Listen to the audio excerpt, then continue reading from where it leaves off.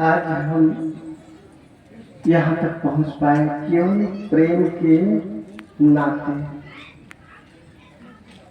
और आप सबसे भी हमारा रिश्ता है तो केवल एक ही रिश्ता है, वो है प्रेम। हमारे मनीषियों ने कहा है प्रेम जगत में सार और कुछ सार नहीं। हे प्यारे, आप सबसे मैं करबद्ध प्रार्थना करता हूँ, दुनिया में धन दौलत छूट जाए, बेटा बहू अलग हो जाए, भाई भाई में अलगौजी हो जाए तो कोई बड़ी बात नहीं है, लेकिन प्रेम की अलगौजी मत करना प्यारे। प्रेम कभी मत छोड़ना। परमात्मा का रूप प्रेम ही है।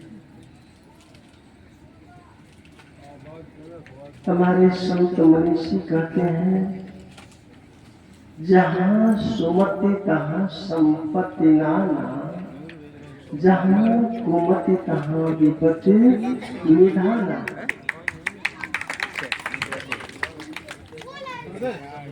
कितना भी कुछ हो, किंतु आपकी सुमति जाने। बैठ जाओ बेटे, मूवमेंट मत करो। बहुत बढ़िया बोल रहे हैं, सुनिए आप। इस प्रकार ये हाथ है, हाथ में छोटी बड़ी उंगलियां हैं, सब बराबर नहीं है।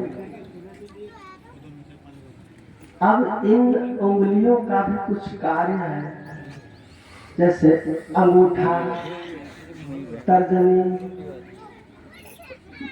मध्यांका, अनामिका, कनिष्ठ, इन पांचों उंगलियों का नाम है। तो इनका काम भी अलग अलग है। कहीं पे जरा सा तू मैं हुआ तो ये अंगुली पहले उठती है, ऐ ठीक से बोलो। ये अंगुली उठती है ना, ऐ ठीक से बोलो। हे प्यारे, इतना ध्यान दे। जैसे ही ये उंगली उठती है, ऐ ठीक से बोलो, ध्यान देना। ये अंगुली उधर कर रही है, इशारा ठीक से बोलो। एक ही अंगुली, लेकिन ये तीन अंगुली इधर कर रही है तो तुम्हें खुद ठीक हो जाओ। एक को सुधारने के लिए तीन तीन अंगुलियां इधर मुड़ी हैं कि तुम खुद ही सुधर जाओ। इसलिए प्रेम को मत तोड़ना। जहाँ तोड़ना चाहते हो, जोड़ने का तरीका है। और जब जोड़ोगे तो तोड़ोगे कहाँ से? पांचों उंगलियां छोटी बड़ी हैं, लेकिन एक हाथ में है। समय समय पर सबकी जरूरत पड़ती है। अब आइए सतगुरु कबीर साहब का प्रेम भाषण अच्छा नहीं लगा तो बैठ के सुन लो ना, मूवमेंट करो यार, साधु होके तुम। सतगुरु कबीर साहब की जो वाणी है, शर्म करो। हम सबको इतना प्रेरणा देती है कि सचमुच हम मनुष्य होकर जब तक सतगुरु कबीर साहब का ज्ञान नहीं मिला, नहीं आ सका, तो मनुष्य का चोला पाने के बावजूद भी हम मनुष्य नहीं थे। उनका ज्ञान मिलते ही समझ में आया, अरे हम कितने दुर्भाग्यवान वाले थे।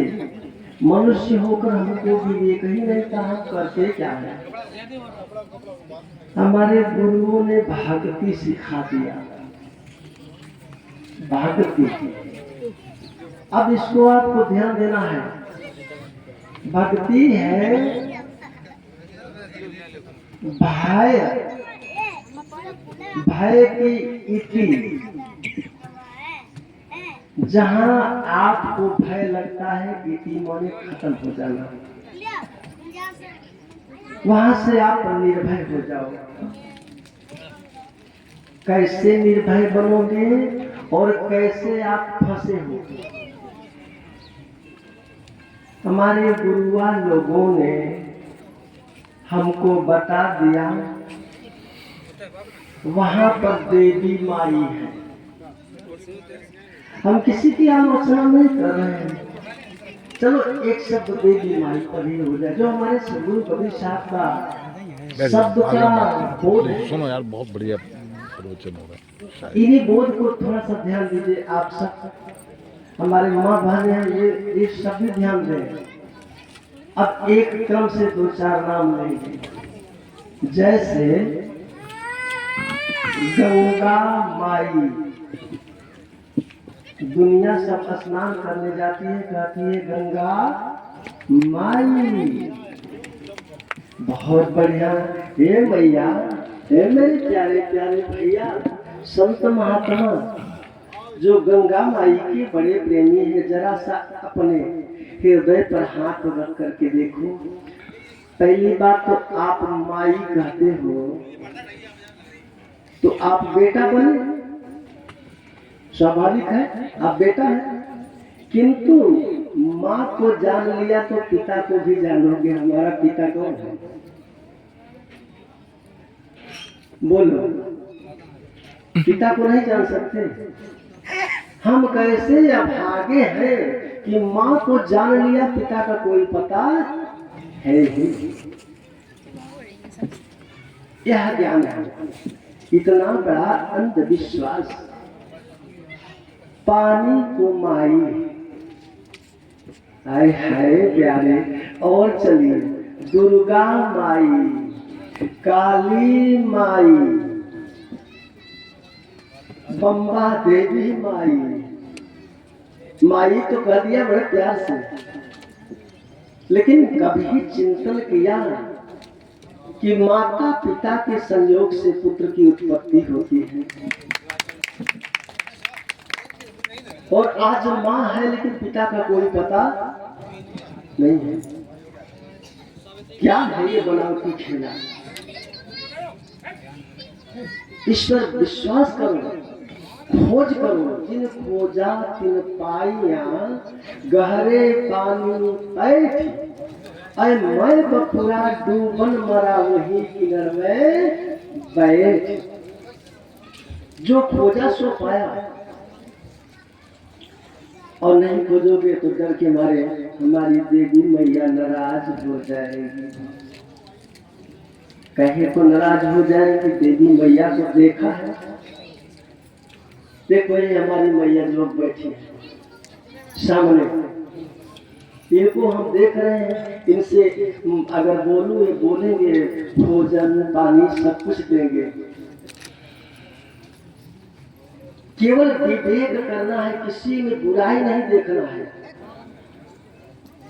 यदि जिसको हम अपना इष्ट मानते हैं, भगवान राम, भगवान कृष्ण, भगवान शंकर, भगवान विष्णु, दुर्गा माई, काली माई, वैष्णो माई, जिसको भी हम इष्ट मानते हैं, एक बार विवेक से देखें। इस शरीर को, सबका शरीर है,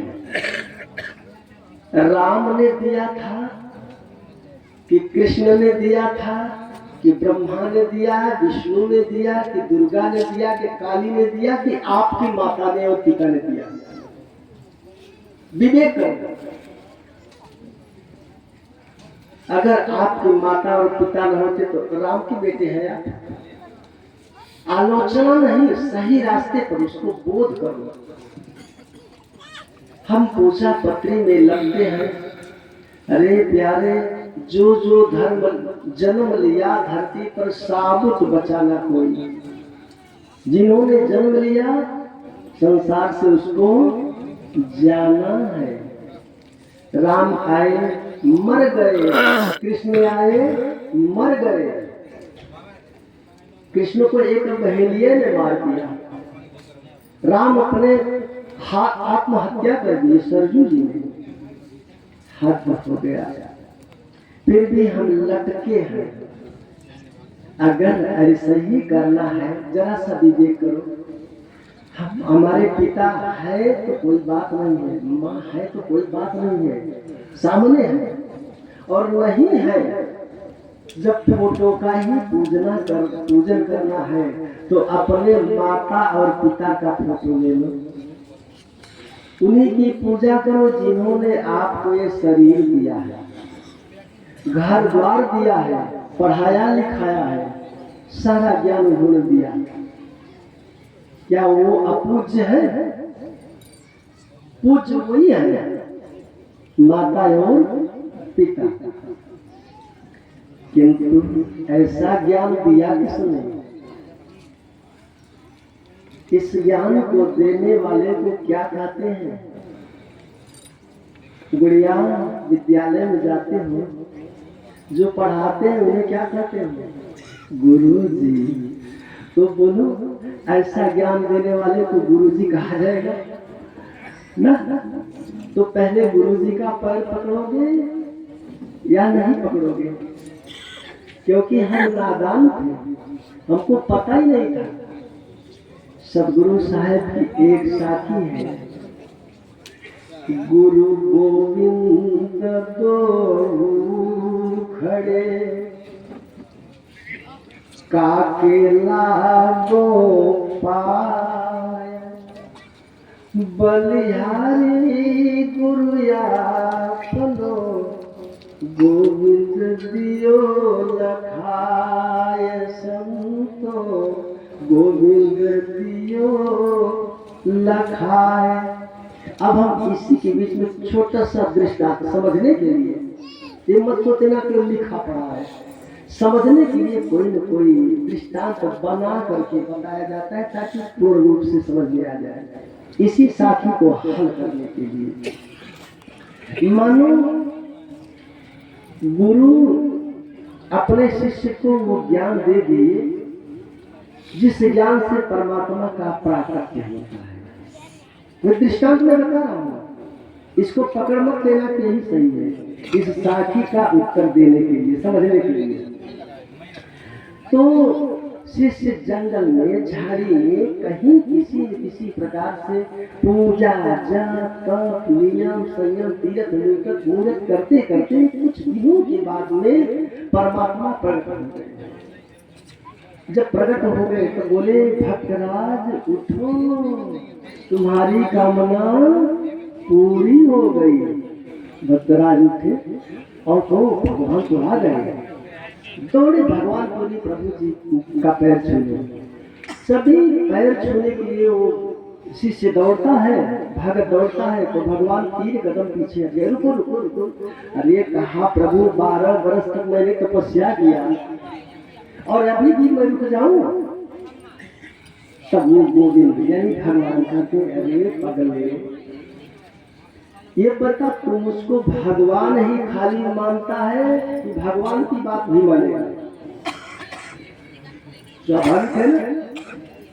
भगत तो ठिठक गया, कहा नहीं प्रभु बात भी मानूंगा। तो कहा जब बात मेरी मानेगा तो सबसे पहले मेरा पैर छूने से पहले अपने गुरु का पैर जाकर पकड़। अब वो सोचने लगा क्या बताऊं, भगवान चालाकी कर जाए, मैं गुरु जी के पास चला जाऊं और भगवान यहाँ से चले जाए। कहा हो प्रभु 12 वर्ष तक मैं तपस्या किया हूँ, ये चालाकी नहीं चलेगी, मैं उधर जाऊँ आप इधर जाऊँ। कहा तुम्हें विश्वास नहीं है? पगले ले अपना अचला लगोटी मुझको बांध दे पेड़ में, मैं जाने वाला नहीं हूँ। परमात्मा ने ऐसा ही करवाया, अपने आप को बंधवा दिया। भगत को भेजा, गुरु के जाकर चरण पर गिर पड़ा और पैर छू करके तुरंत ही वापस आया। कि कहीं वो जले न जाए चुरा करके। आया तो पैर को पकड़ लिया, पैर पकड़ा तो प्रभु जी पूछे क्या गुरु के पास गए? गुरु ने कुछ कहा कुछ नहीं किया, मैं दौड़ करके आ गया। अब बताइए आपने ऐसा क्यों किया? वो भगत पूछ रहा है, आपने हमें गुरु के पास क्यों भेजा?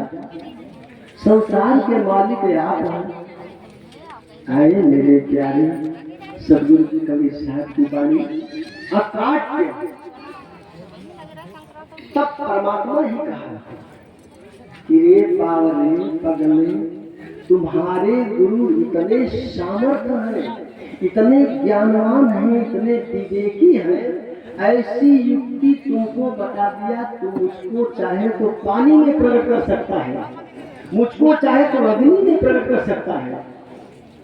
प्रहलाद ने खंभे में प्रकट कर लिया, गजराज ने पानी में प्रकट कर लिया।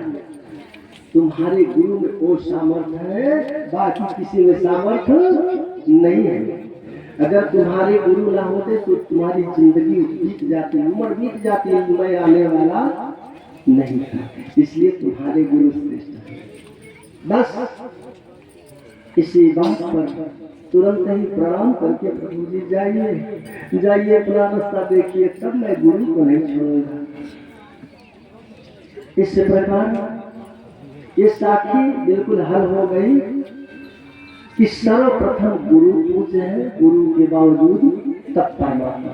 जब गुरु का पूजन, गुरु की भक्ति करोगे तब आप। यदि आपको ये वीडियो पसंद हो तो कृपया इसको लाइक जरूर कीजिए, सब्सक्राइब कीजिए, शेयर कीजिए और कमेंट भी कीजिए। सारा संसार केवल सुख